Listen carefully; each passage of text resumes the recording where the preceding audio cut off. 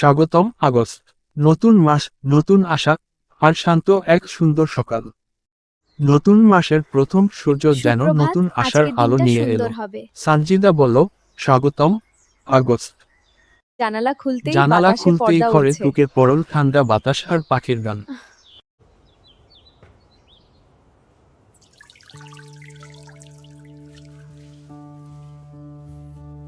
প্রতিটি নতুন দিনের শুরু হোক আল্লাহর রহমত, ক্ষমা ও বরকতের দোয়ায়। সিস্তাহতি রহমত করুন, আমাদের বান্ধব করুন, আমিন আমিন।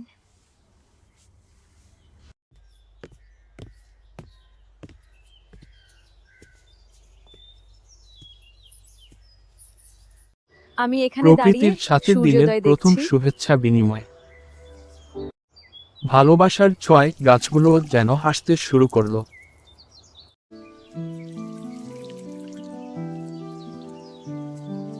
আকাশের দিকে তাকিয়ে হাসি, প্রতিটি আজকে নতুন সূর্যে মাস এত উষ্ণ। মানেই নতুন সম্ভাবনা। হ্যাঁ।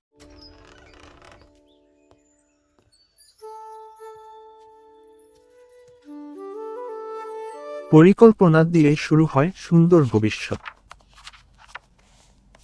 আমি রঙিন একটি কলমে আমার সাদা পাতায় পরিকল্পনা শুরু হলো সাজাচ্ছি। নতুন গল্প। ছোট ছোট আমি অভ্যাসই বড় লক্ষ্য লিখছি স্বপ্ন পূরণ করে। মনোযোগীভাবে। লক্ষ্য থাকলে পথ খুঁজে পাওয়া সহজ হয়। নতুন দিনের শুরু হোক নিজের হাতে তৈরি নাস্তায়। সানজিদা বলল, চলো রুটি বানাই। ভালোবাসা মিশে গেল প্রতিটি স্পর্শে।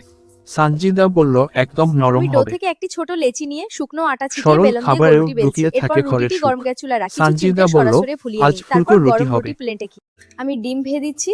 পেঁয়াজ তাজা আর খাওয়া ডিম দাও। ভাজার সুবাসে ভরে উঠল রান্নাঘর। সানজিদা বলল, কি দারুণ গন্ধ। ছোট্ট ফুলকো রুটি ও নাস্তার ডিম ভাজি প্লেটও হয়ে উঠল প্লেটে বিশেষ। সাজানো। সানজিদা বলল, চল খেয়ে নিই। সকালের শান্ত বাতাস আর গরম নাস্তা, অসাধারণ এক অনুভূতি। সানজিদা বলল, এটাই তো শান্তি। আমি প্রথম কামড়টি নিলাম, এটা সত্যিই সুস্বাদু।